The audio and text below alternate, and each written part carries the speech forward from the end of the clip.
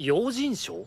ああ、近頃妖怪どもの起こすわけのわからん事件が頻発するようになったのは知ってるな。 메이지 유신 이후의 일본, 전통 신앙은 빠르게 무너지고 서양 문물이 급속도로 유입되며 도시 외곽에서는 설명되지 않는 이상현상, 정체불명의 습격 사건들이 연이어 발생하고 그 배후에 요괴가 있을 것이라는 추측이 있었습니다. 요괴를 두려워하며 배척하는 인간들, 인간의 배신과 차별에 상처입고 분노를 품은 요괴들. ここでもろもろの事件解決を首題として我々と要人側の代表とで新組織を作ることになった。 이러한 사회적 불안을 잠재우고 요괴와 인간이 공존할 수 있다는 사실을 보여주기 위해 새로운 조직을 창설하게 된 정부. 君たちが要人賞へ配属されるからに決まってるだろう。 반여인 소녀 요괴들과 인간 남성 군인들이 짝을 이루어 요괴 관련 사건을 해결하는 특수기관인 요인성이라는 조직을 창설하게 된 것이었죠. しかも人間と一緒に戦うなんて。 그리고 그 중심에 있는 한 소녀. 面白いじゃありませんの。ね 인간 아버지와 요괴 어머니 사이에서 태어난 어디에도 온전히 속할 수 없는 반여인 자쿠로는 누구보다 요괴로서의 자부심이 강했고 또 누구보다 인간에 대한 깊은 불신을 품고 있는 인물로 자신이 인간 군인들과 함께해야 한다는 사실에 매우 큰 거부감과 반발심을 느끼고 있었죠. バテレンかぶれの人間風情がここの敷居をまたぐなんて。ああ、やだやだ。今のうち塩まいてこよう。ザクロ。ここが用心賞か。あくまでスマートに穏便にだよ。 처음으로 마주 앉게 된 반려 소녀들과 인간 군인들. 이제부터 그들은 짝을 이루어 요괴 관련 사건들을 함께 해결해야만 했는데요. あれが九段の娘たち。頭にちょんまりついた耳以外はただの少女じゃないか。 모두가 서로를 낯설게 바라보는 가운데 시작된 자기소개. シャムシャーっと。みんな自己紹介をし。ほら、ザクロ、お前からだ。ザクロです。ススキホタルです。 각각 陸軍少尉。 호타루 앤 리켄, 宝石でございます。ボンボリと申します。花切巌流です。 호즈키, 본보리 앵갈류. あら、まあ。エバリンドさん。揚げ巻き。毒を食らわば皿までだ。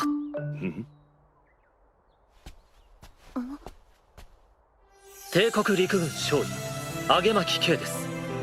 皆さんと志を共にできること光栄に思います。 마지막으로 놀랄 만큼 잘생긴 외모를 가지고 있는 아게마키와 자쿠로가 짝이 되었습니다.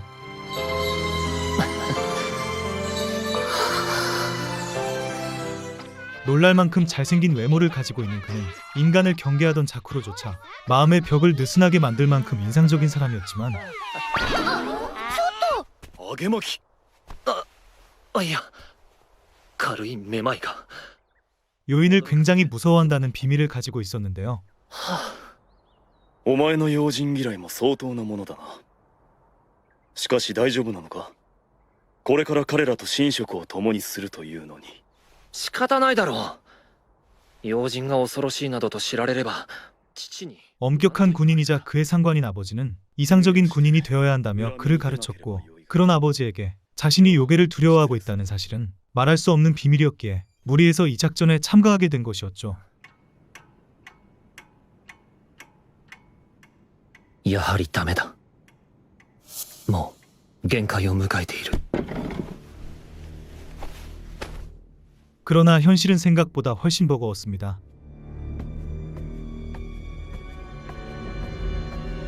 요인이 가득한 자쿠로의 저택. ひるむな。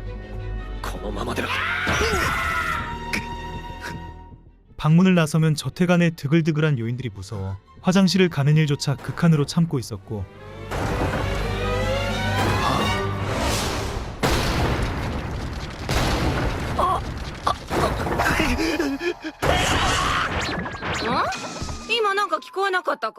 그의 예상대로 계속해서 요인들을 마주치는 바람에 그의 공포심은 극에 달해가며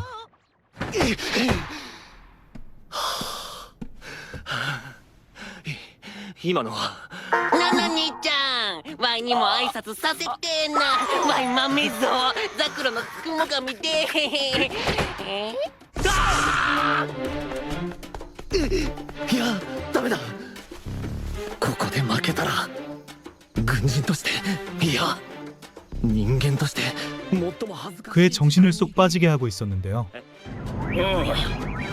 あんたが軍人3回すまないね。大事な日だってのにちょいと留守にしててね。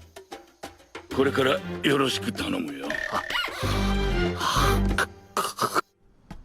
あげまき K さん暦なんて信じてないけどでも 그런 K 앞에 우연히 지나가던 자쿠로가 눈에 들어왔고 ザクロ君。あげまきさん 반요이지만 이 저택에서 마주한 존재들 중 가장 인간에 가까운 외모를 지니고 있는 그녀였기에 私川屋に川屋についてきてくれないか。は 겨우 긴장이 풀려 한 차례 마음을 놓을 수 있었죠. こんな用心だらけの屋敷怖くて一人じゃ川屋に行けない。何それただのヘタレさああ騙されるところだった。用心が怖くてお効果に行けないなんて 자쿠로 덕분에 겨우 변소에 다녀오는 것에 성공한 아게마키. 部屋から一歩出れば化け物化け物化け物の大盤振る舞い。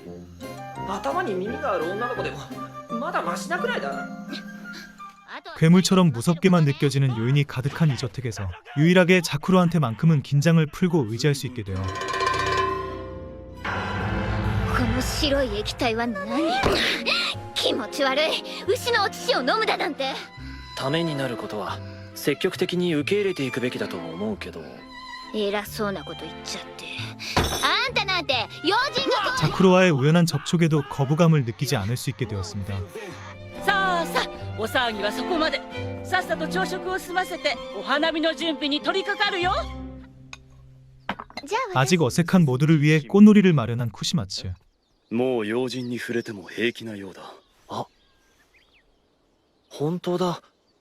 ゆうべも。兄ちゃん兄ちゃん、ゆうべは何挨拶の途中でいなくなるなんてずるいないやな。 서로에 대해 잘 알지 못했고 요괴와 인간이라는 커다란 간극이 있었지만 お花見用のありがとう。あんな大きな男の人怖く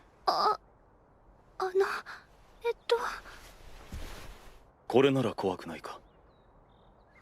조금씩 서로에 대해 이해하기 위해 나선 꽃놀이였는데요. なんだか周りの視線が。 하지만 그곳에서 마주한 현실은 마냥 행복하지는 않았죠. 그들이로 쏟아지는 인간들의 차가운 시선은 결코 평온하지 않았고 こんなのは慣れっこ。それにあんただって私たちが怖いんでしょ。 요인이라는 이유만으로 자쿠로와 동료들은 무언의 멸시를 견뎌야만 했습니다. 嫌だよ。春雷だね。次の雷が光ったら数えようね。子供は何でも楽しいのね。 그러던 그때 하늘에서 내려치는 낙뢰. 落ちた。あれも。 그와 동시에 사나운 기운을 품은 요인이 모습을 드러내고 来週なら安心ですわね。いや様子がおかしい。 평소라면 순한 요인이었을 뇌수가 이상한 기운에 휘말린 듯 작은 아기 요인들에게도 서슴없이 공격을 가하려 하는데요. 모두가 놀란 순간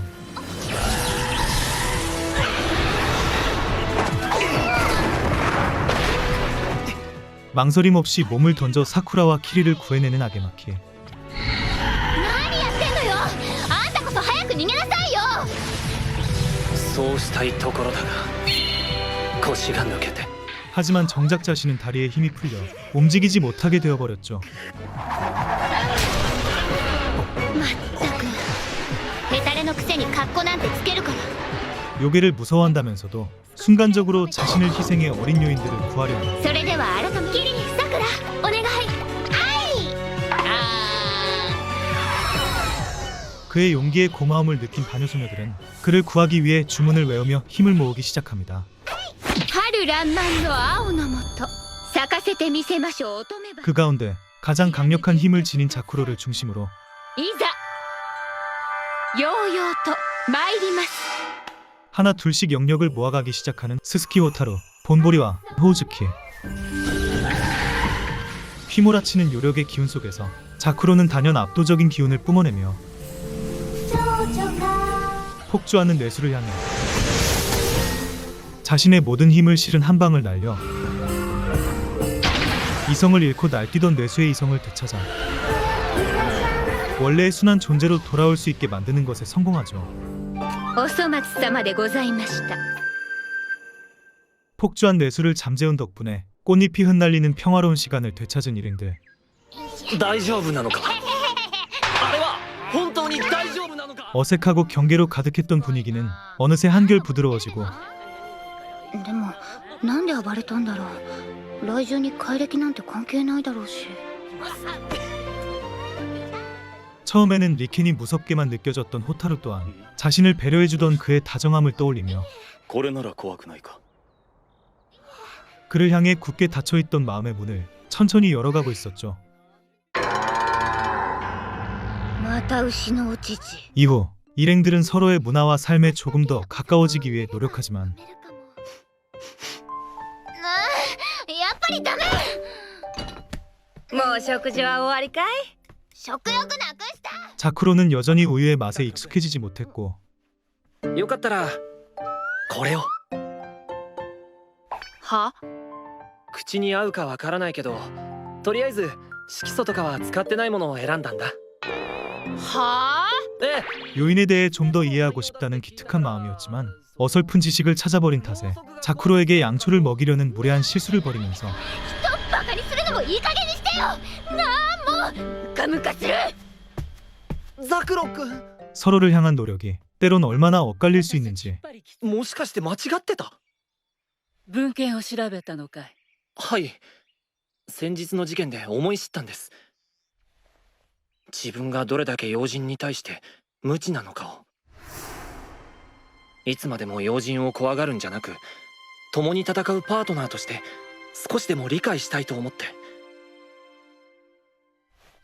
だから 이해라는 것이 얼마나 섬세하고 시간이 필요한 과정인지 상기시켜 주었습니다. それでろうそくですの？そりゃ怒られて当然ですよ。首相な心がけやで。あげまきえらい。ありがとう 그리고 드디어 들어온 첫 번째 사건 의뢰. 鉄道の駅ができただろう。その近くに巨大なホテルを作ろうって話があるみたいでね。 철도역 인근에 거대한 서양식 호텔이 지어질 예정이었지만 그 부근에서 요인이 출몰하고 있다는 소식이었는데요. だがね、そこに要人が出ると。 직접적인 피해는 없었지만 근처 주민들 사이엔 불안과 공포가 퍼지고 있었고 그 요인이 어떤 목적을 가지고 나타난 것인지 확인해달라는 조사가 의뢰된 것이었죠. その要人とお話し合いをすればよろしいのですわね。そんなとこだ。頼んだよ、お前たち。はいはい まあここまで本格的なホテルは日本ではうちが初めてだと思いますね。他にも日本建築にはない構造を取り入れてみましてね。 하지만 정작 현장에 도착해 직접 들은 의뢰의 내용은 전혀 달랐습니다. でぜひとも皆さんに要人退治をしていただければと。要人退治ですか。 被害は出ていないと聞いているが。はあ、被害かぶりまくりですよ。職人たちが怖がって作業が全く進まないんですからね。 작업자들이 요인을 무서워해 공사가 진행되지 않는다는 이유로 의뢰자는 요인들의 생명을 가볍게 여기고 要人相手にそんな必要ありますかね。おお嬢さん方をどうこう言ってるわけじゃないんですよ。ちょっとあんた。ザクロ君抑えて 대화조차 할 수 없는 하등생물처럼 취급하며 당연하다는 듯 그들을 퇴치해달라고 요구하고 있었죠. とりあえずお頼みしますよ。なんかあいつ腹立つわね。まあ任務だから仕方なく調査してやるけど。 자신들을 생명으로조차 존중하지 않는 그의 태도에 자쿠로와 일행들은 분명한 불쾌감을 느꼈지만 임무인 이상 거절할 수 없는 상황이었고 では行くか。じゃあ僕たちも。あ、ザクロくん。 어쩔 수 없이 조사에 나서게 되는데요. どうした？地脈が乱れています。おかしいです。本来ならこの辺り。 이상한 지맥이 느껴지고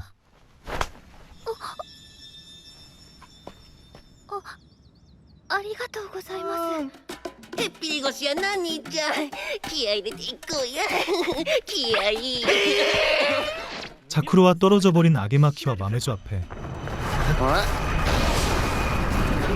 豆沢くん。なんや？なんやーって決まってるだろう。これは 검은 그림자의 수상한 요인이 모습을 나타냅니다.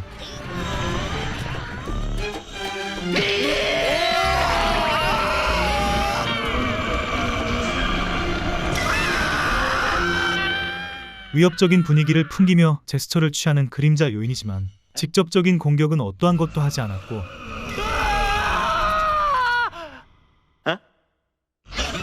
마치 그들이 겁에 질려 떠나주길 바라는 듯 행동하고 있었는데요. いや光栄やな。兄ちゃんにこんな情熱的に抱きしめられるなんて。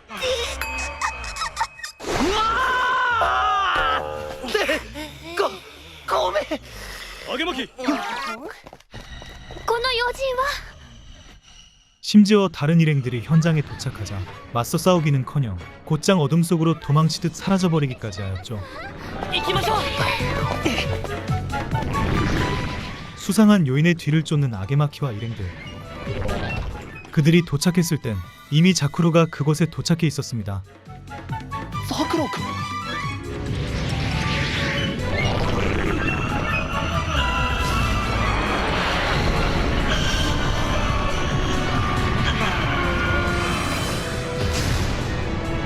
落ち着いて。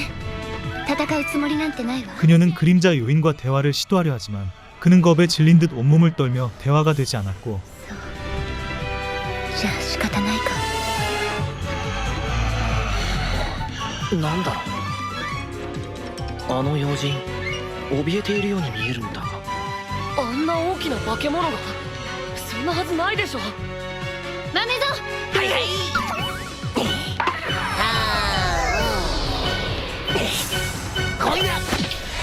결국 주인공은 공격하려는 듯 요력을 끌어올리기 시작하죠. 見てのお帰り。いざ。ようようと参ります。あ、待って。 아게마키는 그런 그녀를 말려보려 애쓰지만 やめろ、ザクロくん。 자쿠로가 뿜어낸 강력한 요력의 파동은 순식간에 건물 전체를 휘감았고 ザクロくん。行くわよ。 결국 건물이 무너지고 말았는데요. ことかで君たち。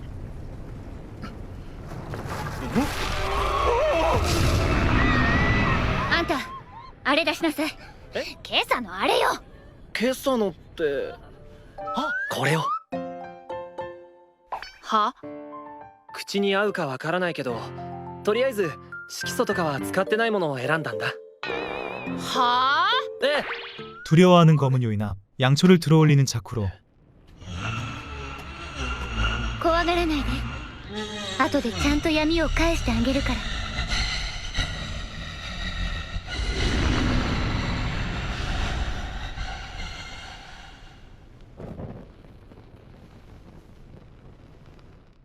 비달에 드리워지는 그림자 속에서 그림자 요인의 본체가 모습을 드러냅니다. 何ですか、あの影。その小さい影の方がこの子の本体よ。え？ 闇がなくちゃこの子は人前に出られない。ぶしつけな光じゃ気の弱い自分の本性がバレてしまう。 사실 이 요인은 인간들을 해치려는 존재가 아니었는데요.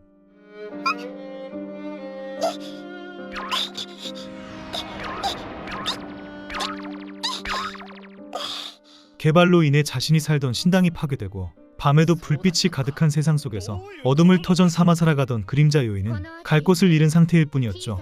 この子は帰る家をなくしてだから人間を脅かして追い出そうとしてたのよ 그렇기에 그저 자신의 공간을 지키기 위해 사람들을 위협했을 뿐이었지만 妖人たちの住処がどんどん消えていく文明開化も結構だけど大事なものを失ったらふざけるな妖人将などと偉そうに化け物の肩を持つなんて所詮はただの妖人だお前らに頼んだのが間違いだったよ何よそれ 요인을 이해할 생각 따위 없는 인간들은 그저 그를 불편하고 불쾌한 존재로만 여기고 있었습니다. おい君要人調査を依頼しておいてそんな言い方違う私が頼んだのは妖人退治だなのにこの始末どうつけるつもりだやっぱり妖人は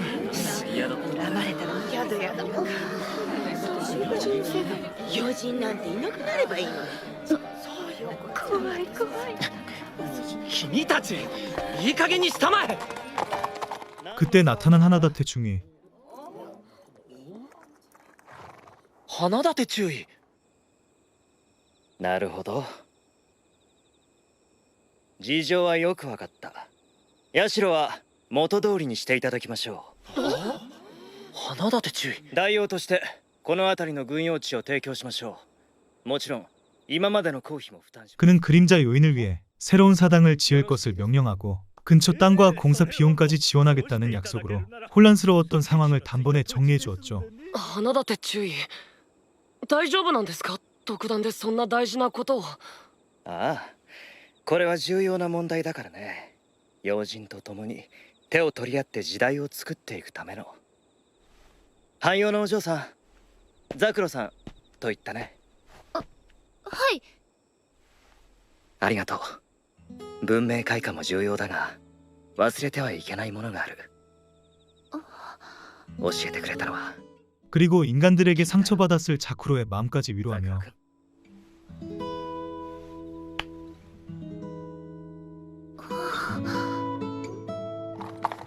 카리스마 있게 자리를 떠납니다. 花立注意のおかげで助かったな素敵 그렇게 무사히 첫 번째 의뢰가 마무리되고 相当なやり手のようじゃないかその花立注意ってのはええザクロたちの話では信用のおける人間のようですが私らに歩み寄ろうとしてくれる人間がいるんだ 하나다테 중위의 따뜻한 배려 덕분에 요인들과 더불어 살아가기 위해 노력해주는 인간들도 있으니 자신들도 좀 더 힘내야겠다는 희망을 품을 수 있게 되었죠. 今日こちらに伺いましたのは 이후 요인성을 찾은 또 다른 한 사람 こちらでは要人の会議について相談に乗っていただけるとかそれで첫 번째 의뢰를 성공적을 마친 자쿠로는 보람을 느낀 듯 다음 임무에 대한 기대감을 내비치고 있었는데요. 私らの村で最近女子供が行方不明になりましてこれが一度や二度じゃないんですわこりゃいよいよおかしいぞ神隠しじゃないのかなんて言い出す者もおりましてねどうしたのザクロ君ザクロ行きます 그러던 중 마을 여인들이 잇따라 카미카쿠시를 당하고 있다는 말에 주인공은 순간 흥분을 감추지 못한 채 훔쳐듣던 대화 속으로 끼어들고 맙니다. お願い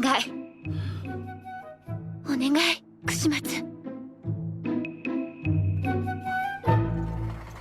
이번 사건에 유독 강한 의지를 보이는 자쿠로 これが串松さんが持たせてくれたお弁当で 그 이유는 다름 아닌 카미카쿠시 때문이었는데요. ザクロの相方であるあんたの耳には入れておいた方がいいねこうはらんだ人間の女が神隠しに遭うとね帰ってきた時には腹の中の子が半妖と化しているのさ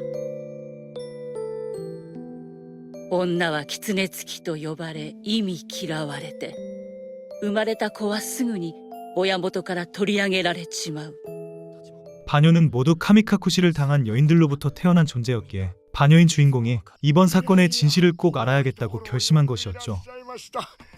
こんな偏僻な村ですから宿屋の一つもありませんでね。こんなところになりますが。 사건 조사를 위해 도착한 마을 여관. おお、なかなかに刺激的やん。では失礼します。元気になった。大きなこと言ってないでよ。こんなレンジな。仕方ないじゃない。 하지만 방이 부족해 자쿠로와 아게마키는 함께 방을 써야만 했고 さて何やってるの？何って寝巻きに着替えようと。そんなこと乙女の前でしないで。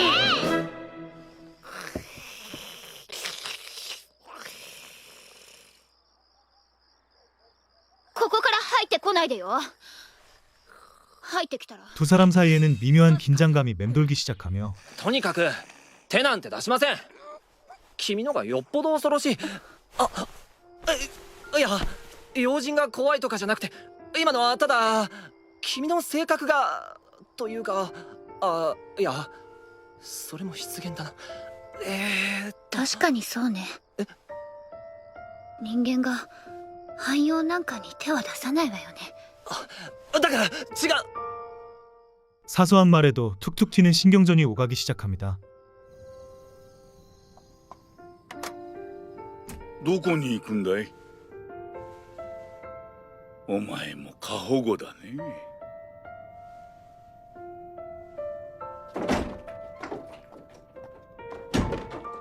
깊어가는 밤 자쿠로의 어머니에 대한 이야기를 듣게 된 아게마키. あんた朝から何私に気使ってんの？どうせ串末から何か聞いたんでしょ。あ、なんて？汎用がどうやって生まれるか。 자쿠로의 어머니는 그녀를 낳은 뒤 다시 한번 카미카쿠시를 당해 끝내 돌아오지 못했기 때문에 2度目は帰ってこなかった。ザクロ君。だから神隠しと聞くと冷静でいられない。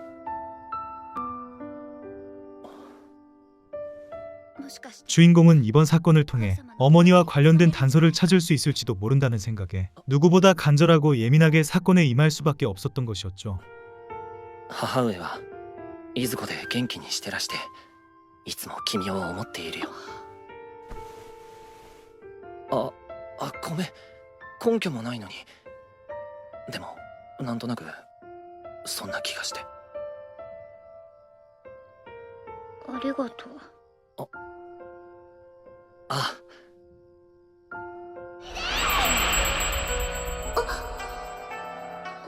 아게마키에게 따뜻한 위로를 건네받은 후 잠에 들어 어머니의 꿈을 꾸는 자쿠로. おいで。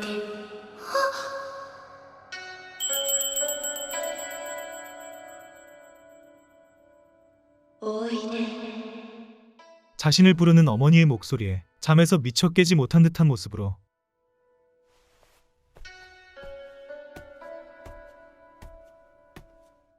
무언가에 홀린 듯 어디론가 향하는데요. ザクロ君。早い。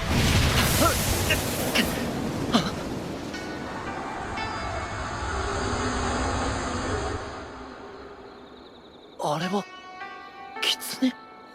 女は狐つきと呼ばれ、 그 모습을 본 아게마키는 필사적으로 그녀의 뒤를 쫓고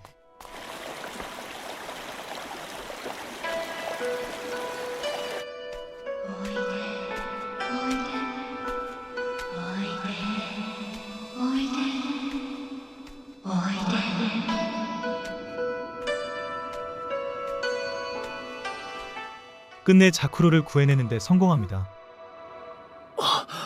追いついた。あ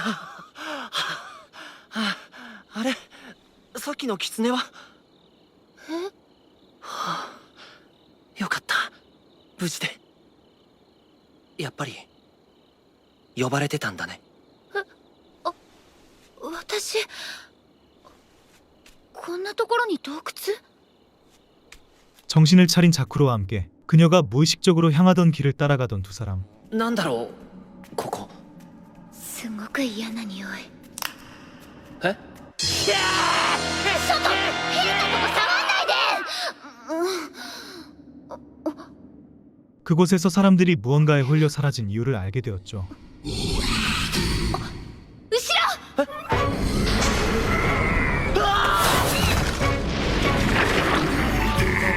그들이 마주한 존재는 여인과 아이를 즐겨 먹는 사악한 요괴였고 匂いなんだかわかる。あいつが食った人間の匂いよ。腹の中に溜め込んで腐っていくのを楽しんでる。 그는 사람들의 마음을 홀려 먹잇감으로 삼기 위해 유인하고 있었던 것이었는데요. これで泣きわめいてくれるからさ、涙がちょうどいい塩気になるんだよ。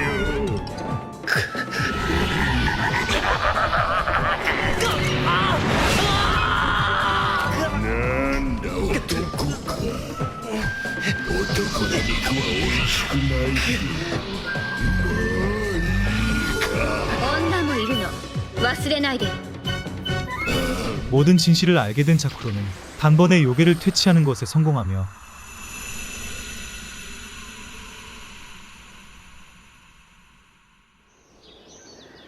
働いた働いた。何よ半分寝てたくせして。さあ村長さんに報告に行きましょう。 두 번째 임무 역시 무사히 마무리 짓게 됩니다. 見習って。 한편 자쿠로와 아게마키를 제외하고 임무를 나선 요인성 동료들. もどかしいですわねあの二人。本当に。この店みたいですね。入ろう。 그들이 도착한 곳은 다양한 물건을 파는 잡화점이었는데요. 面白いものがいっぱい。ごめんください。用心賞のものですが。はーい。いらっしゃい。待ってたよ。ここは要人の店なんですか？いや、聞いてないが。ご主人様のところに連れて行ってくれる？本当？ご主人、お役人さん来た。 가게의 주인은 요인을 돌보며 살아가는 인물로 요인들에 대해 매우 우호적인 태도를 보이는 사람이었죠. いらっしゃい要人賞の皆さん。私は折方綾、人間よ。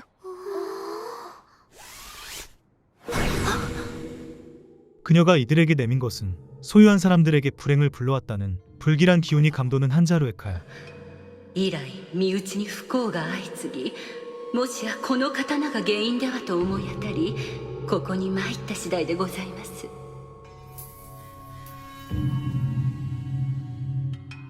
物がいいので引き取ったものの、いわくつきの品をこのまま店へ並べるわけにもいかないし。 물건에 깃든 기억을 읽어내는 능력을 지닌 호타루는 그 칼을 본 순간 강한 충격을 받고 맙니다. どうした？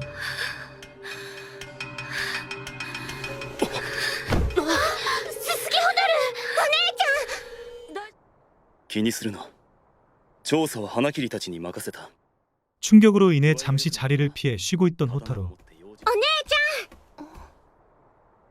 薬持ってきたよ。お待たせ。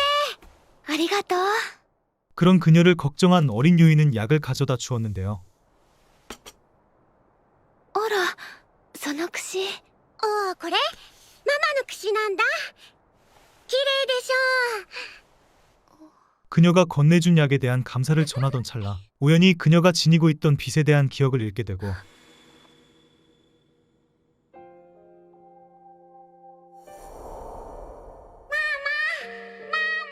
그 순간 빚에 스며든 기억이 호타루의 머릿속에 스쳐 지나가며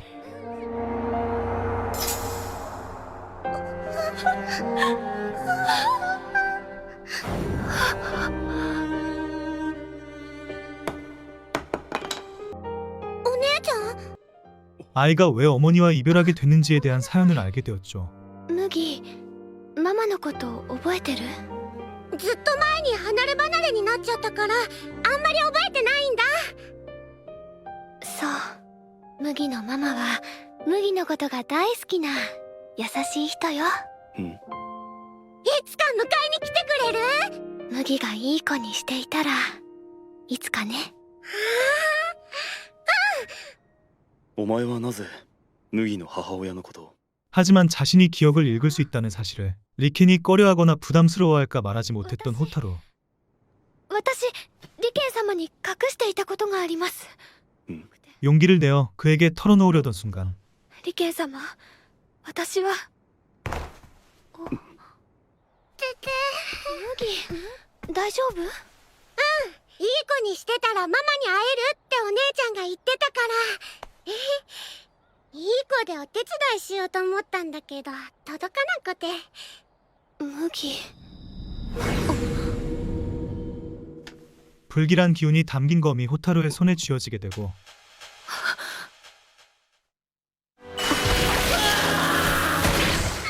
검에 깃든 강력한 사념이 그녀의 안으로 깊숙이 흘러들어와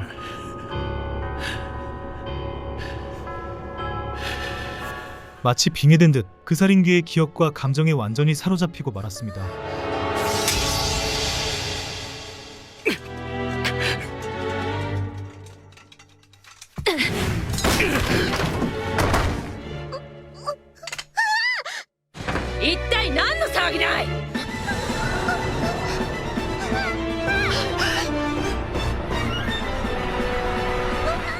마가 깃든 검으로 인해 사념에 사로잡힌 호타루는 과거의 칼의 주인이 미처 해치지 못했던 어린 요인을 해칠 뻔하지만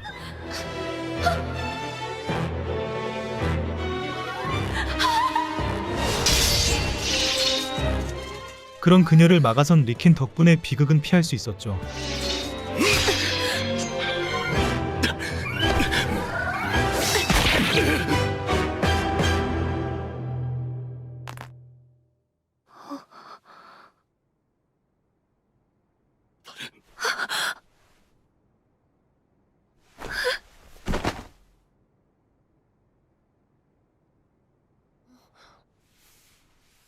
호타루에 의해 상처를 입은 리켄.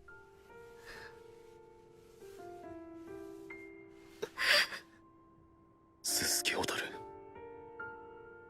ひどいことをしたのに、私のせいでこんな怪我を。なのにどうして？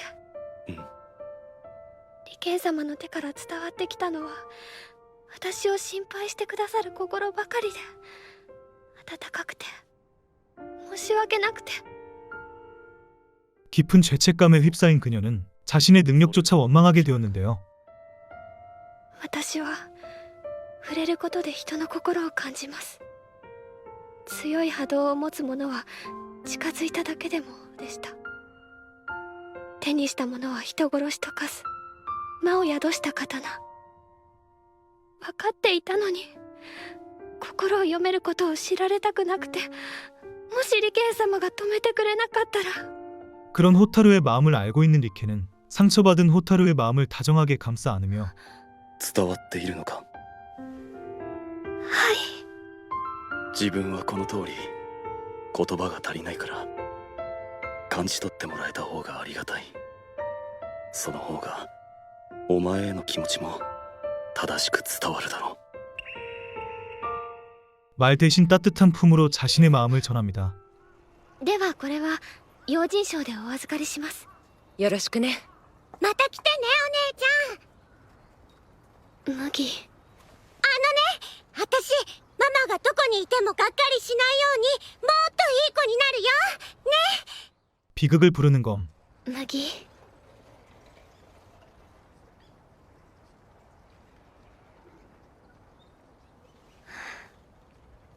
麦はいい子ね。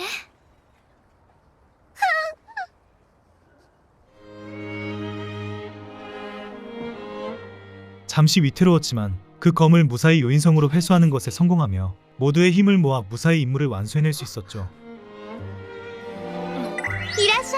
그리고 드디어 모두가 함께 참여하는 네 번째 의뢰.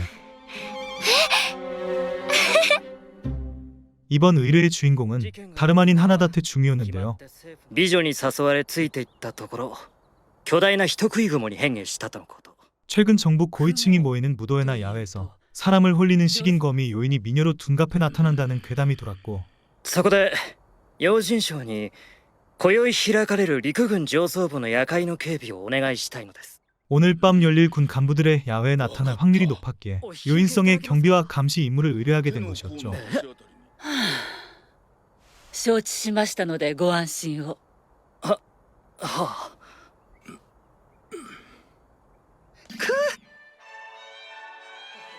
밤이 되고 거미 요인의 정체를 확인하기 위해 나선 자쿠로와 일행들. 軍人や政府のお偉いさんって言っても遠慮なく見てくるわね。品位のほどが知れますこと。ああ、耳が痛いよ。では私たちも。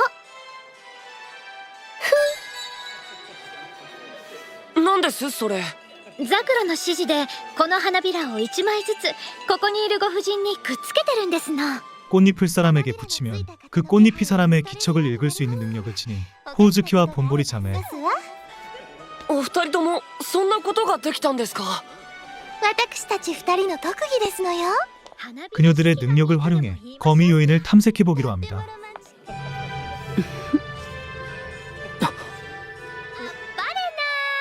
あなたで注意殿ですわ。隣のご婦人は見覚えのない方だな。巌流様はほおずき。もう今日はついてませんわ。 그녀들이 적의 꼬리를 잡아 호타루와 자쿠로에게 연락을 보낸 순간 ザクロ、ススキホタル、敵の尻尾をつかみましたわよ。行くわよ。行かせはしないよ。あなたは 호타루와 리킨 앞에 정체불명의 자객이 나타나 기습을 가하고 人間でありながらお前は汎用をかばうのか。何を言っている。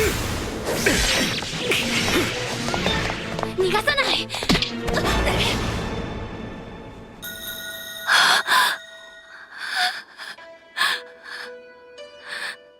정신없이 본보리와 호우즈키에게 달려가던 주인공 일행의 앞에도 또 다른 자객이 길을 막아서기 시작하는데요. お前の相手はわしじゃ。じ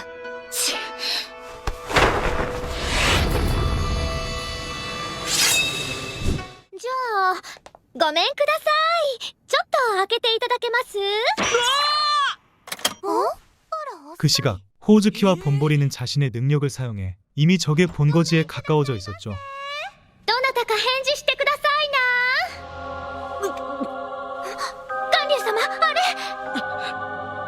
花立て注意殿。 그곳엔 하나다테 중위가 거미 요인의 거미줄에 걸려 있었고 そんなに大きな声を出して。ここは私の部屋でしてよ。あなたの仕業ですね。 무례한 침입자들에게 진짜 자신의 모습을 드러내며 공격할 자세를 갖춥니다. あなたは何のためにこんな。知りたいのならもっと近くにいらっしゃい坊や。私は大人にしてあげるから。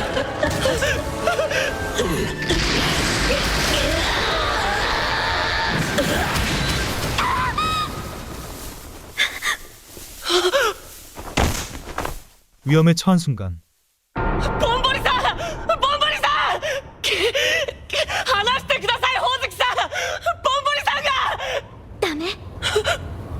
巌流様を行かせたらボンボリに怒られてしまうもの。 절체절명의 위기 속에서 등장한 자쿠로.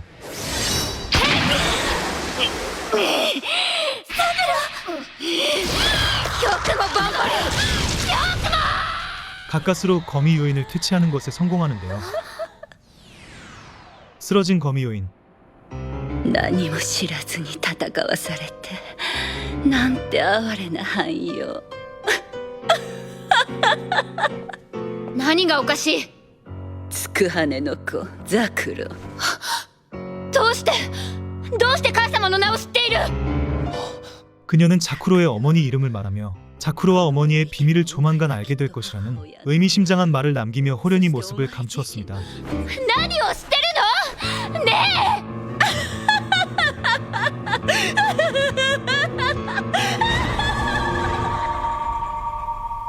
消えた。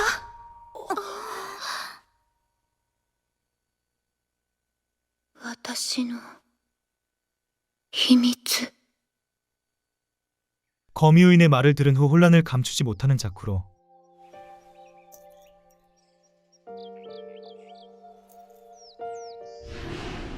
つくはねの子ザクロ。母様。ジョロ。ねえ、話して。お願い、串松。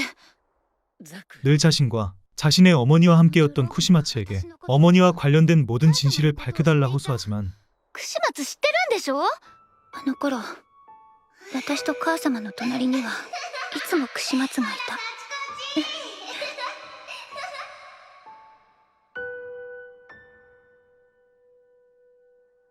お願い、教えて串松。母様は普通の人間なのよね。だったらどうして串松は母様に仕えていたの？ 쿠시마츠는 아직은 말해줄 수 없다며 묵묵히 입을 다물 뿐이었죠. ザクロ。きっといつかはお前に話をする時が来る。でも今は。もういい。ザクロ。もういい。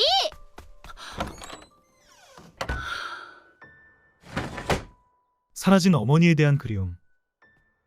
그리고 자신만 모른 채 모두가 진실을 숨기고 있다는 생각에 자쿠로의 마음은 점점 더 원망과 외로움으로 물들어가던 중 ザクロ君、ザクロ君、何？部屋に入れてほしいんだ。はあ？嫌よ、男を部屋になんて。 아기 요인들과 연을 날리던 아게마키는 바람에 날아간 연을 찾기 위해 자쿠로의 방문을 두드리게 되고 こんな季節外れにタコなんて。 방 안에 들어와 연을 찾으려 하지만 쉽지 않았죠.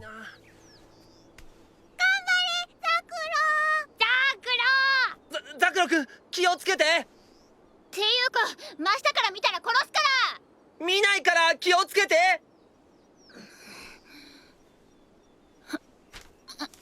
ザクロ。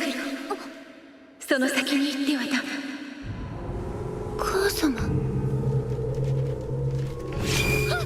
결국 자쿠로가 직접 나서 연을 찾으려다 어머니의 환청을 듣고는 놀라 나무에서 떨어지고 맙니다. あんた大丈夫？なんとか。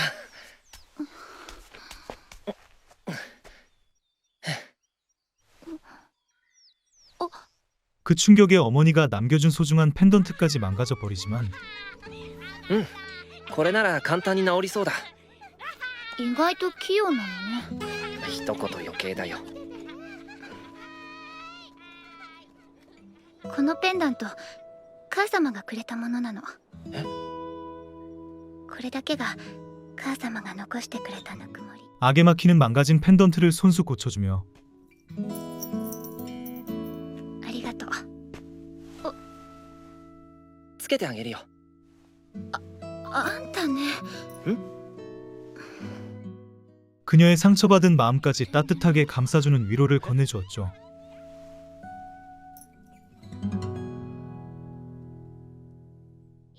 이후 자쿠로를 향한 자신의 감정이 분명해진 아게마키는 그녀에게 함께 자신의 집으로 가자는 제안을 こ 하는데요. の通り、僕の家に一緒に来てくれ。はあ？なんで私が？それはとにかく頼む。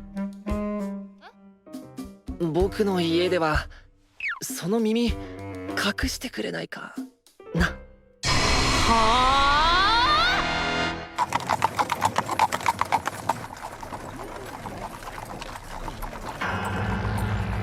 耳が押さえつけられて猛烈。 그 이유는 요인을 경멸하는 환경에서 자란 자신이지만 그런 모습까지도 숨기지 않고 보여주며 있는 그대로의 자신의 진심을 전하고 싶었기 때문이었습니다.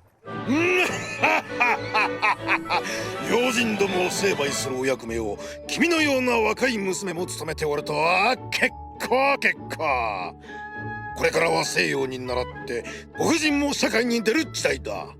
君も系の助手として職務に励んでくれたまえ。はい、頑張ります。助手として。 격식을 중시하며 요인에 대한 편견이 깊은 아게마키의 아버지. いや結構用心しなるほどね。奴らをうまく使いこなしてくれれば、それでよしとしたいものだ。だが最近の用心どもの振る舞いときたら目に余るものがあるな。そもそもこれまであんな用心どもをのそばらせていたのが間違いだったのだよ。にあんな時代遅れの化け物。 가족 모두가 함께하는 식사 자리에서 주인공이 반요라는 사실도 모른 채 서슴없이 요인에 대한 무례한 말들을 내뱉기 시작하는데요. 内緒で桃を切ってもらったんだ。相当偏ってるだろ、僕の父親。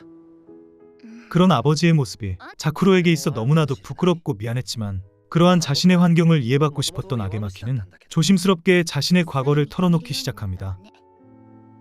君はさっき要人がこの家にいるって言ったよね。それは僕が幼い時見た要人だと思う。 어릴 적 집에서 요인을 마주쳤던 그는 극심한 공포에 사로잡혔던 기억이 있었고 父はあんな人だから 그 모습을 본 아버지에게 심하게 혼났던 기억이 남아 있었는데요. 可愛がってた猫の杖が消えていたんだ。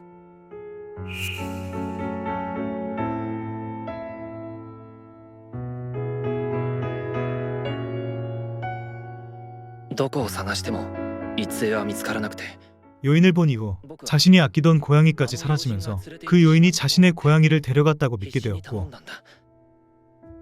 僕が悪いことをしたなら謝るから、他の僕の宝物なら何でもあげるから、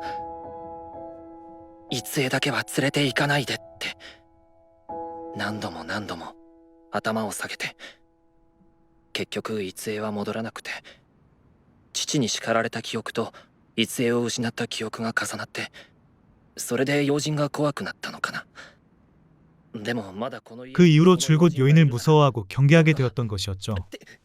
あんたって本当にバカね。え？いるのよ。杖はいるの。ずっとこの家にいたのよ。何を言っているんだ。 그 이야기를 들은 자쿠로는 그의 소중한 고양이가 여전히 그의 곁에 있다는 의미심장한 말을 꺼내는데요.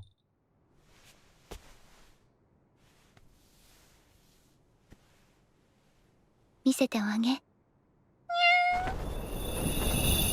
자쿠로의 도움으로 아게마키의 앞에 모습을 드러내는 고양이.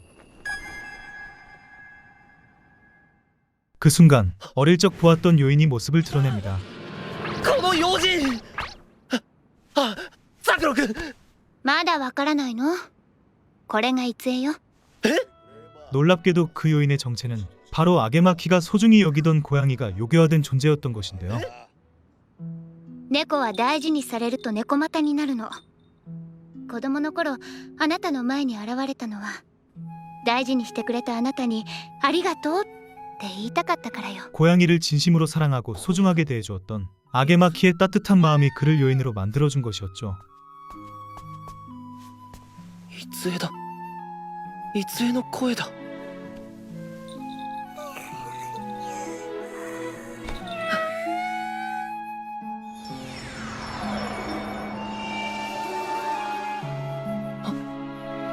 杖？大丈夫。また猫の姿に戻っただけ。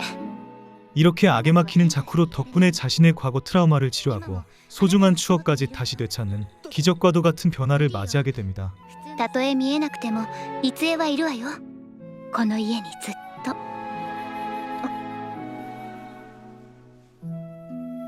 ありがとう、ザクロ君。助かります。荷物まで持っていただいて。気にしないで。 이후 자쿠로에게 줄 선물을 사기 위해 외출에 나섰던 아게마키. ここです。オリアーさん？ 우연히 불길한 검을 돌려주러 가던 스스키 호타루와 동행하게 되는데요.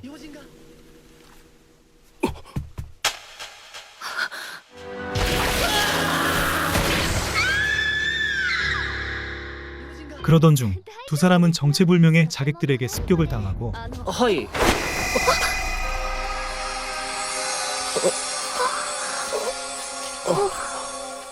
갑작스럽게 퍼진 수면 가루에 속수무책으로 쓰러지고 말았죠. それが見とくれよ。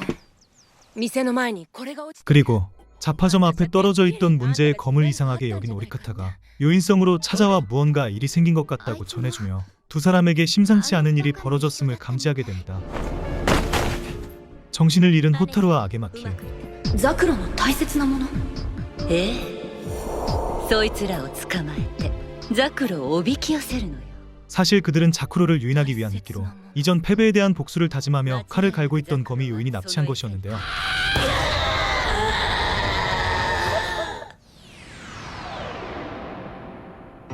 何も知らずに戦わされて、なんて哀れな半妖。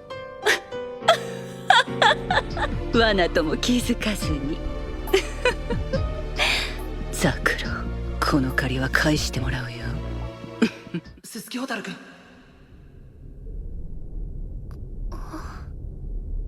揚巻さん。どこか痛いところはない？いえ、大丈夫です。揚巻さんは？僕も大丈夫。 시간이 흐른 뒤 마침내 정신을 차린 두 사람. オリアさんの前で声をかけられましたよね。そう、その人物に何か振りかけられて。ようやくお目覚めか。お前たち何のつもりでこんなことを。お前たちは餌じゃ。ザクロをおびき寄せるための餌じゃ。え？ザクロ君をどうして？恨むならザクロを恨め。 자신들을 납치한 이들이 과거 군 간부들의 야회에서 습격했던 자객들이라는 사실을 알아차리게 되면서 あの時からザクロ君を。わかりません。わからないけど、あの時、あの人に触れた時流されてきた感情はとても悲しくて。 그들의 진짜 목표가 자쿠로임을 알아차리게 되었죠. 寒いけど 주인공이 위험해질 수 있다는 판단이 든 두 사람. 何とかしてここを抜け出そう。ザクロ君が来る前に。はい。無茶しないでください。 그녀가 도착하기 전에 반드시 탈출하려 안간힘을 씁니다. 木戸の外に水が。開けたらここに流れ込んできます。ここよリケン。 하지만 예상보다 빠른 시각 자쿠로와 리켄이 현장에 도착해버리고 来たな。 ザクロ。 주인공 자쿠로를 노리던 그들은 온 힘을 다해 그녀를 쓰러뜨리려 하지만 マメさん。なんな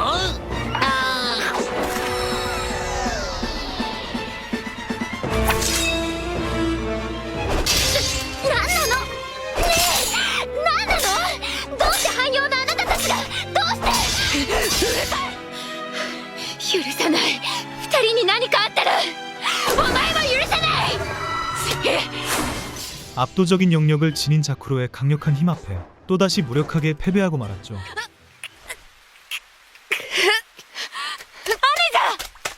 アネちゃん、ここは引こう。もう無理じゃん。ダメだ。ザクロをやらないと。いいから。そうよ。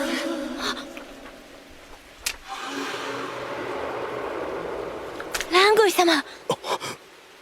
ジョログモ。 그 과정에서 이 모든 일에 배우에 또다시 거미 요인이 있다는 사실을 눈치채게 되는 자쿠로. この間のお返しをしたいところだけど、また今度ね。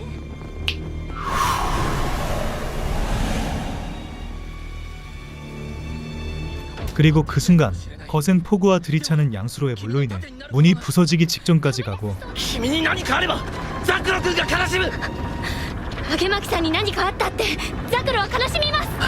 私絶対にここを離れませんから。鈴木蛍君。 순식간에 물이 차오른 순간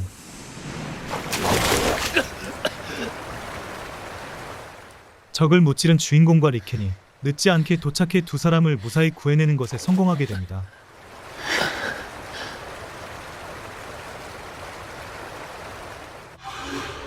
계속해서 자쿠로를 향한 집요한 공격을 멈추지 않는 거미 요인. アネちゃん。やはりお前ほどに素質のあるものでも汎用は汎用か。里を離れて術を使うのには無理があったようね。 단순히 과거의 패배로 인한 복수심 때문은 아닌 듯 싶었는데요. 大丈夫よ、ダイダイ。白録は私が元気にしてあげるから。お前は部屋でお休み。はいありがとうございますラングイ様。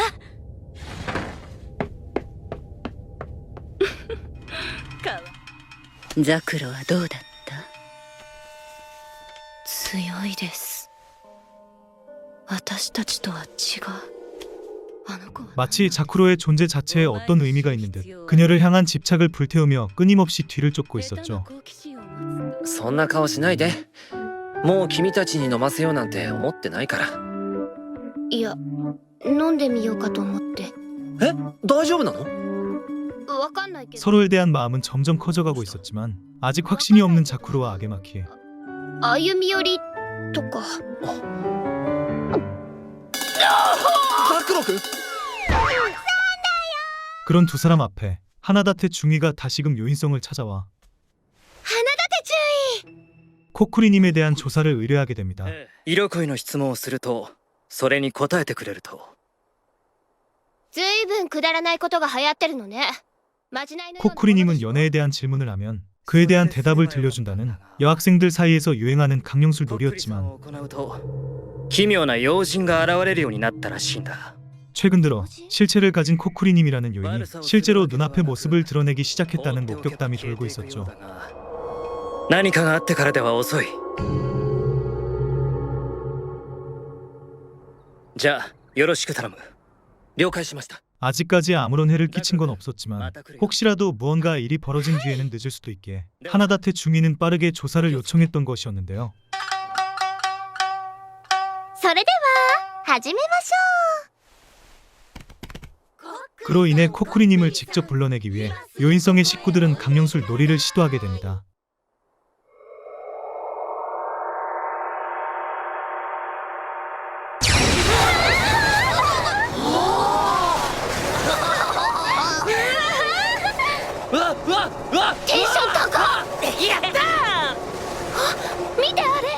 그리고 마침내 코쿠리님이 실제로 모습을 드러내는 순간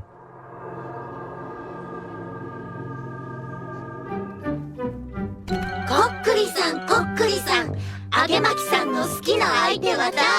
아게마키가 좋아하는 사람이 누구냐는 질문에 코쿠리님은 갑작스럽게 어딘가로 달려가기 시작하는데요. 待ちなさい。ダメぞ。入んな。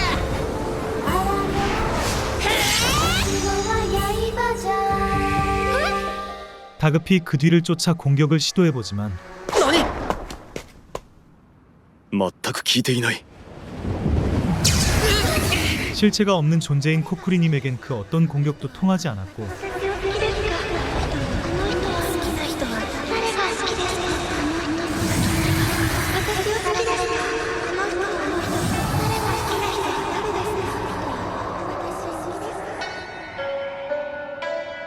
ザクロの言っていた通りだな。あれはあくまでイメージの結晶でしかない。ならば攻撃はできないってことですか？断定はできないが 요인성 식구들은 어찌할 도리가 없이 당황스러운 상황에 놓이게 되었죠.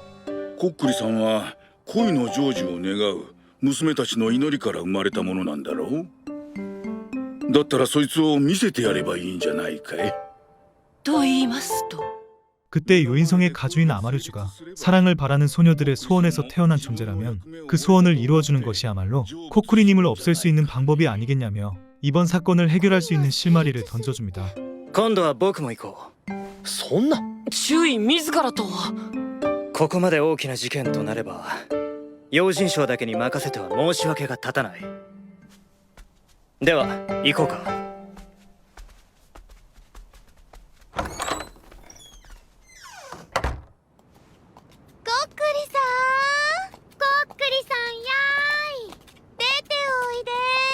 결국 직접 사랑을 성사시켜 보여주는 계획을 실행에 옮기기로 하는 요인성 식구들.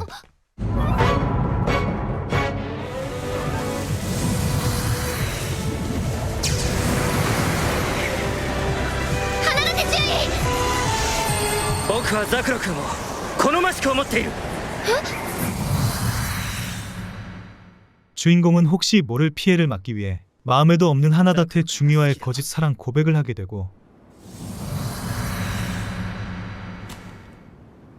私も花立注意が好きです。 그로 인해 코쿠리님은 무사히 사라지게 되었지만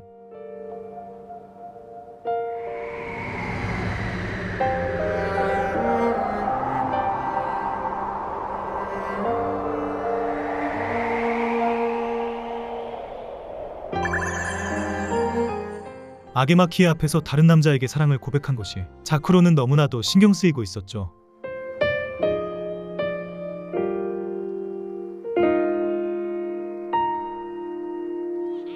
이후 다 함께 축제에 가기로 한 요인성 식구들. お待たせ。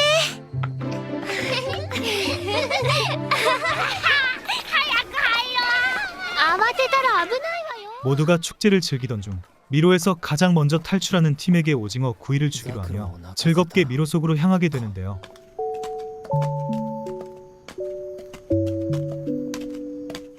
미로 속 둘만이 남게 된 아게마키와 자쿠로. できたし、手。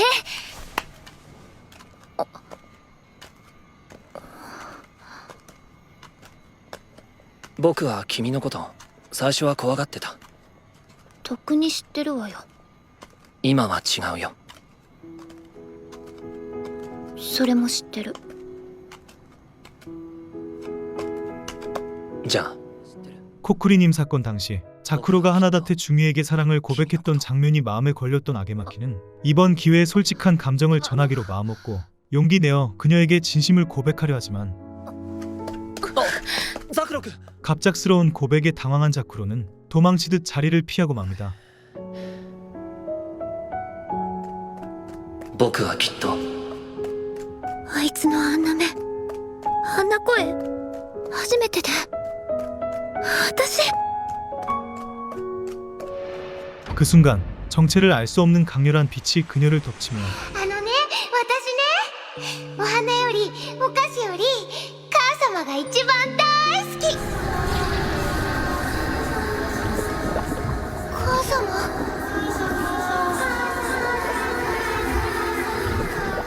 낯선 장소에서 눈을 뜨게 되는 주인공.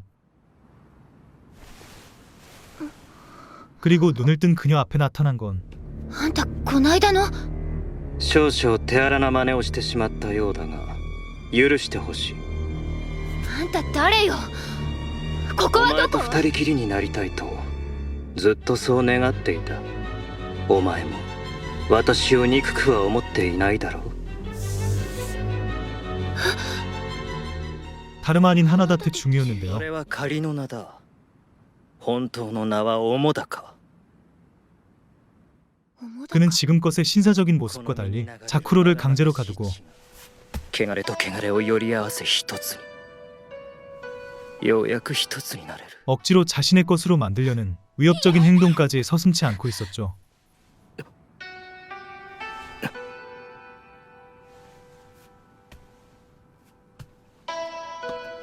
ザクロがおらんくなった。 한편 주인공의 식신인 마메조가 쓰러지며 なったって。眠ってる。つくも神は契約した相手と遠く離れるとこうなっちまうんだよ。こりゃ1日2日じゃたどり着けないほどの距離さね。 자쿠로가 멀리 사라져버렸다는 사실을 눈치챈 요인성 식구들. あんた花立て。あの人の仲間だったんだ。仲間？まさか私たちはただのものだ。あ、待って。私用心省へ帰らないと。 모두가 걱정할 것을 알기에 자쿠로는 돌아가게 해달라 간절히 부탁하지만 皆から愛されていると自信があるのだな。 하나다테의 하수인 바쿠로쿠는 자신을 그의 물건 취급까지 하는 충성심을 보이며 私にだって代々がいる。 결코 그녀를 내보내줄 수 없다는 결심을 내비치고 있었습니다. 私はお前とは違う。妖術をひとたび使えば体に負担が。ってことは。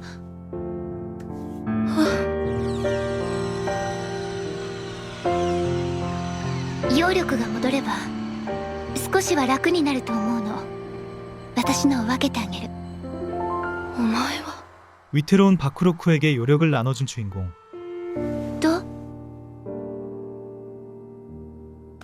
私は物だぞ。よくわからないけど、その言い方やめてよ。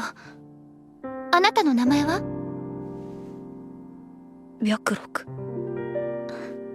白録。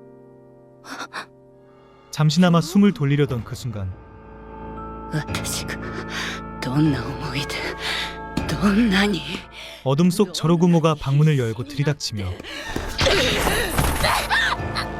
お前は蝶だ。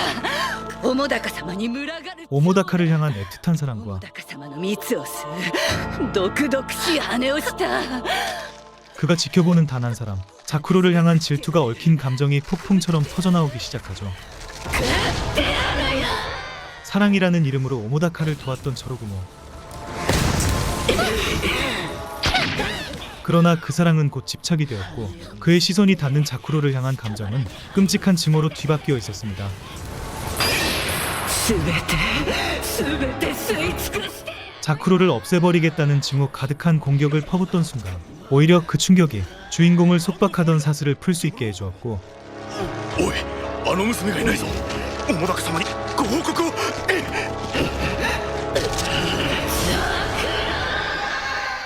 자쿠로는 가까스로 탈출하는 것에 성공할 수 있었는데요.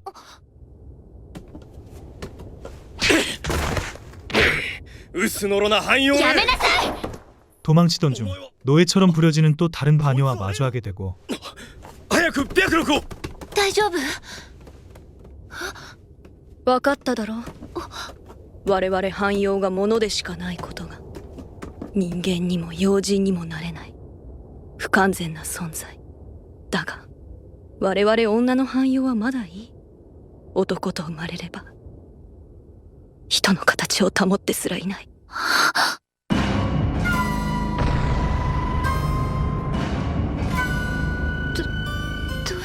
지금까지 존재했던 수많은 바녀들은 모두 단 하나의 강력한 힘을 지닌 특별한 바녀를 만들어내기 위한 희생이었다는 사실을 깨닫게 됩니다. ザクロ。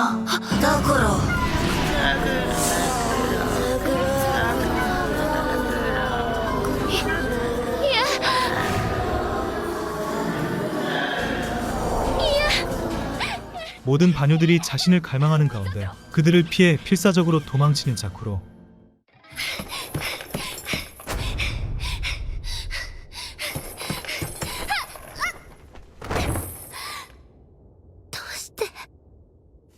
わからない。なのにどうしてこんなに胸が苦しくなるの？ 그 순간 어머니가 남겨주었던 소중한 펜던트가 환하게 빛을 내뿜기 시작하고 ザクロ。私のザクロ。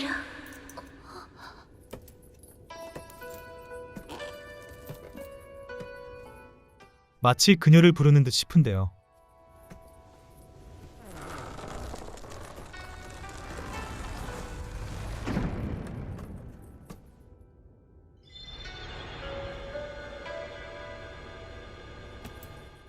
빛을 따라간 그 끝에서 오랫동안 그리워했던 어머니와 마주하게 되었죠. 母様。これは流れ込んでくる母様の記憶が。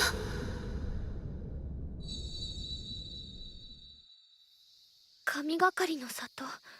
私たち汎用の生まれし場所。 그리고 마침내 쿠시마츠의 입을 통해 자쿠로의 어머니인 츠쿠아네의 이야기가 밝혀지게 됩니다. イズナを刺激し呪術を行う神に近い存在の者たち、それが神がかり。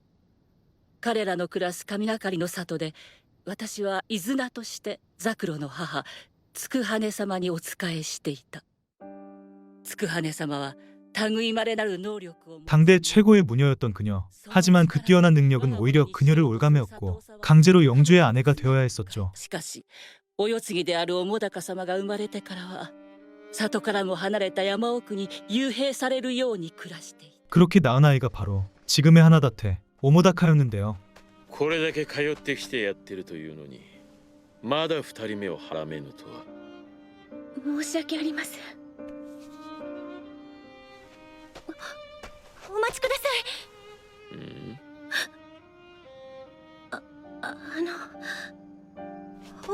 元気にしているでしょうか。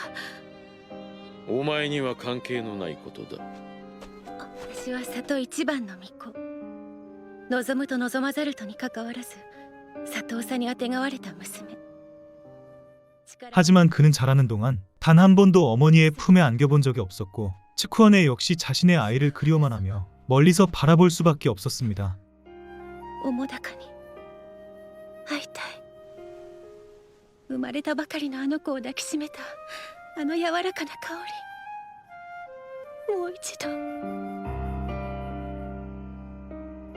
時折つ羽様はいおりを抜け出し丘の上へとお出かけになられた。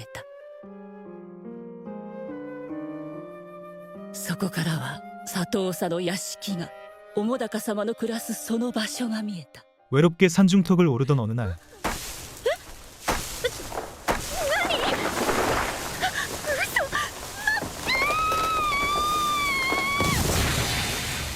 こりゃ驚いた。木を倒したら娘が降ってきたなんて聞いたこともないぞ。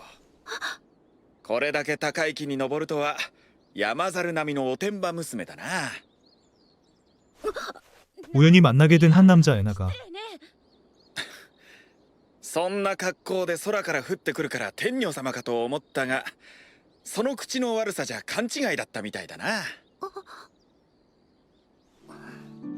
また会えるか。俺はエナガ、お前は？私はつくはねというの。 자유롭고 따뜻했던 그 남자에게 츠쿠아네는 처음으로 사랑이라는 감정을 느끼게 되었죠. 様との出会いは自由を奪われて生きてきたつく羽様にとって初めて感じた外の風だった。なんだこりゃ。私洗い物って初めてで。 아이조차 제대로 안아보지 못했던 삶. お前さんを嫁さんにもらうやつは大変だな。そうね。ま、俺は不器用な嫁さんもいいと思うけどな。エナガ様によってつく羽様は今まで知ることのなかった世界に触れる。 절망 속에서 자신을 껴안아준 유일한 사람이었기에 그를 진심으로 사랑하며 그의 아이를 품게 되었지만 本当にいいのですね。ええ。このままここにいてはあの人が。そして行きましょう。疲れ。やっと見つけた。やっと会えた。なぜ俺の前から消えた。疲れ。 에나가 모든 사실을 알게 된 영주.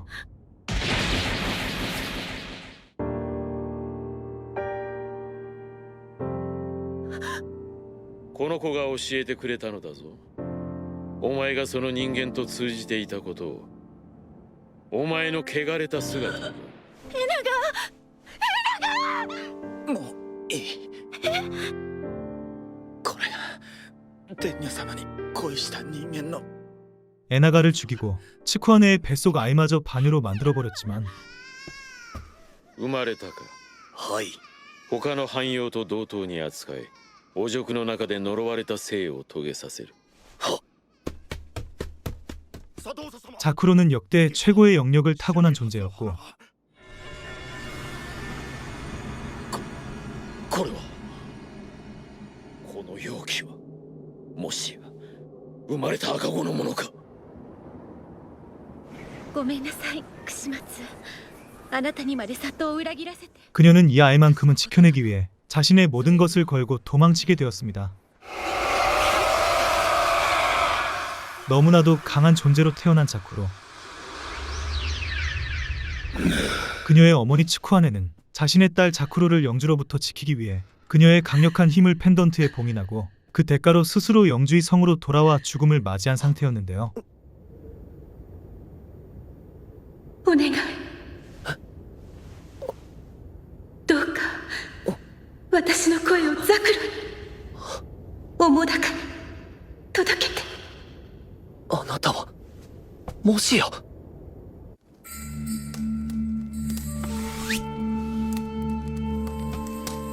心跟跟随所需很难。 그리고 마침내 おもだか様 모두가 주인공을 구하기 위한 장소에 도착하지만 あなたは花立注意。儀式の途中だ。白露行くぞ。この娘の中に私の生を呪われたあの場所で。 오모다카는 자신이 부리는 요인들을 앞세워 그들을 묶어두고 자쿠로를 데리고 도망쳐 この世の全てを自分のものにできるほどの力。信頼できる仲間。 그녀의 힘을 이어받을 아이를 만들려는 끔찍한 계획을 실행에 옮기려 하죠. お前は 그러나 죽음을 무릅쓰고 자쿠로를 쫓아온 아게마키. いえ澤高さん彼女を用心省に返してください。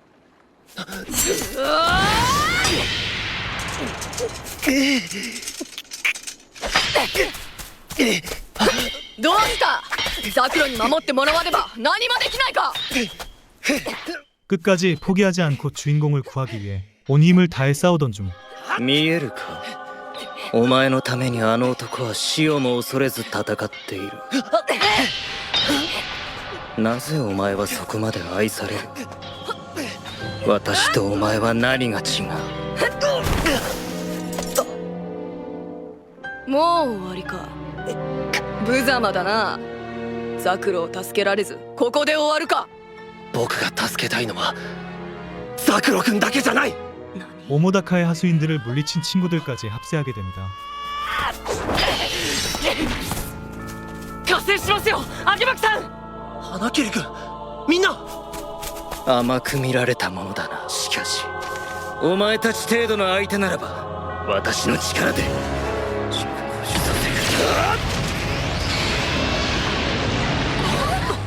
하지만 오모다카의 힘은 상상 이상으로 강력했고 もう泣かないで私があなたたちをあなたが泣いていたの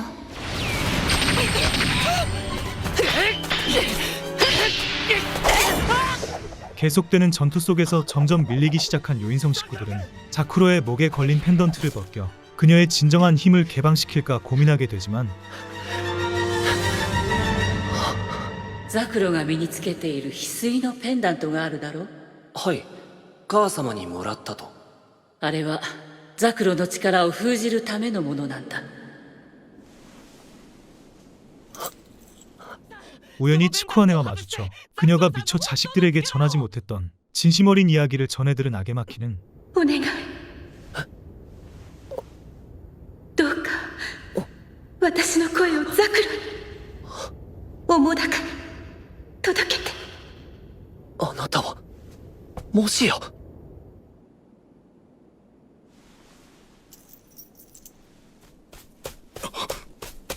なぜだ。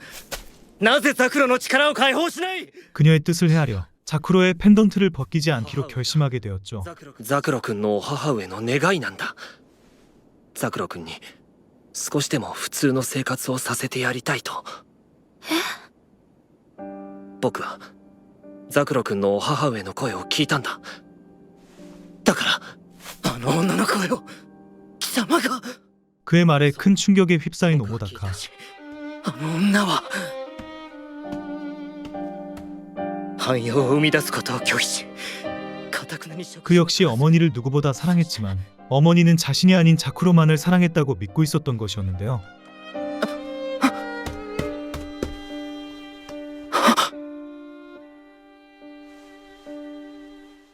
자신을 두고 떠나간 어머니. 그리고 다시 마을로 돌아와 자쿠로를 지키겠다며 반유를 낳는 것조차 거부하고 식사도 하지 않으며 죽어간 그녀의 모습은 에나가의 존재를 영주에게 알려 그를 죽음까지 몰고 간 자신에 대한 원망이라고 생각하고 있었습니다.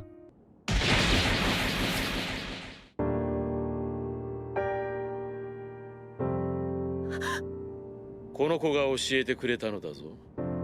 お前がその人間と通じていたことを。あれは私を責めている。 하지만 아게마키가 그녀로부터 전해 들은 말은 전혀 달랐는데요. 母上が言っていた通りだ。あなたの心は傷つき震えている。彼女がザクロ君を串松さんに預けこの里に戻った理由はそれだけではない。 치쿠아네는 에나가를 만남으로써 자신이 오모다카에게 큰 상처를 안겨주었다고 생각했고 私は桃高を手放した。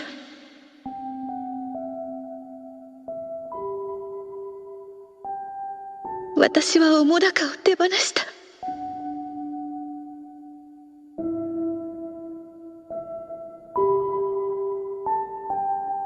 桃高を傷つけた。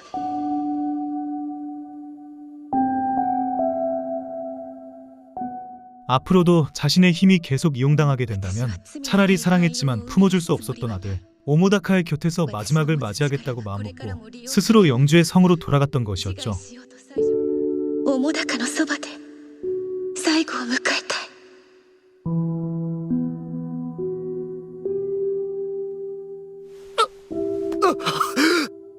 母様、母様に会いたい。 오모다카さん 그러나 오모다카는 돌이킬 수 없다고 생각하며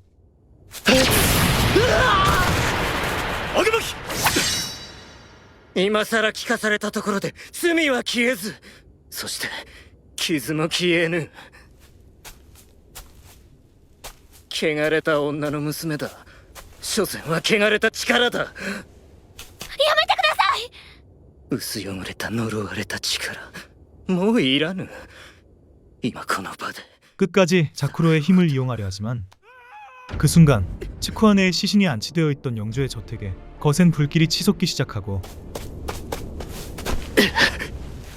그 광경을 본 오모다카는 자쿠로를 데리고 저택으로 달려갑니다. 助けたいのはザクロだけではないとそう言ったな。手を貸そう。お前が桃高様を過去から救い出してくれるのなら。白六さん 来い。 도착한 영주의 저택. 그곳엔 오모다카를 사랑했지만 그의 마음을 끝내 얻지 못했던 거미호인 조로구모가 폭주하고 있었고 これは養子風情が大々はどこだ。白六さん 바쿠로크와 늘 함께하던 동생 다이다이를 해친 뒤 삼키려 하고 있었죠. 大々。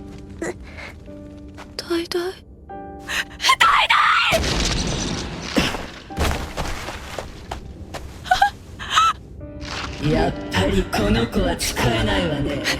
せめて食事にでもと思ったけどまずくて。 결국 죄 없는 반여인 다이다이의 목숨을 앗아가 버리고 湿っぽい三文芝居はもう終わりかしらね。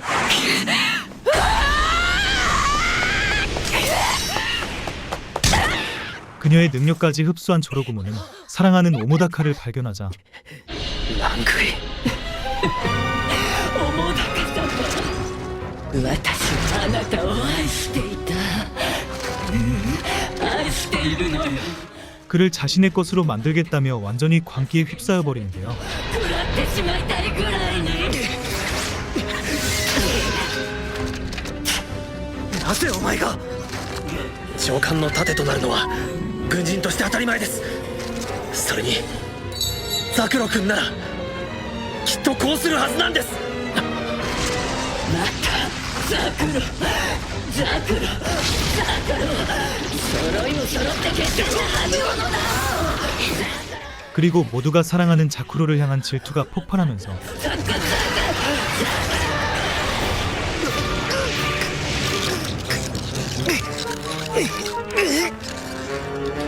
体が動かない。みんなが私を守ろうとしてくれているのに。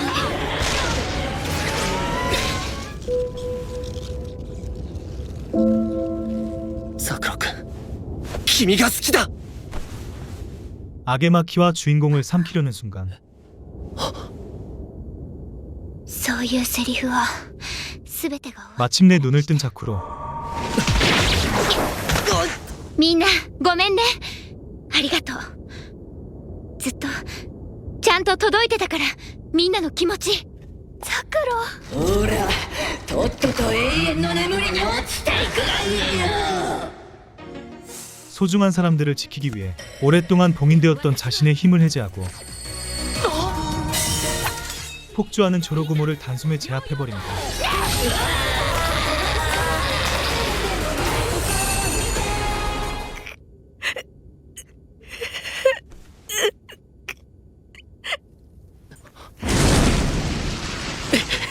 무너져 내리는 저택.